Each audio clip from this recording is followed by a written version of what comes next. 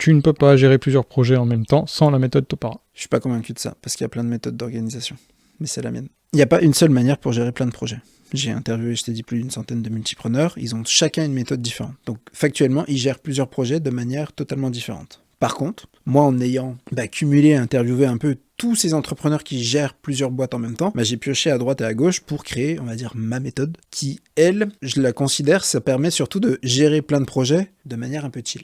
Différents concepts organisationnels que j'ai mixés pour créer le Topara. S'il y avait des petites animations, ça ferait T-O-P-A-R-A. On va pas les mettre. Topara, c'est quoi? Donc c'est T pour to do. En gros, là, c'est vraiment ma to-do list qui résume toutes les actions que j'ai à faire, de aller faire mes courses à, lancer tel projet, etc., etc. Ensuite, il y a le O pour les OKR. Donc les OKR, c'est tes objectifs, c'est qu'est-ce que tu veux résoudre à 1 an, 2 ans, 3 ans, 10 ans, ça dépend de toi. Ensuite, comme je te disais tout à l'heure, tu as les projets. Donc les projets, c'est quelles sont les choses que tu dois faire qui ont une deadline. Donc ça peut être aussi bien un projet perso comme rénover sa baraque, organiser un anniversaire, acheter une voiture, que justement lancer ce projet entrepreneurial, monter cette boîte, etc., etc.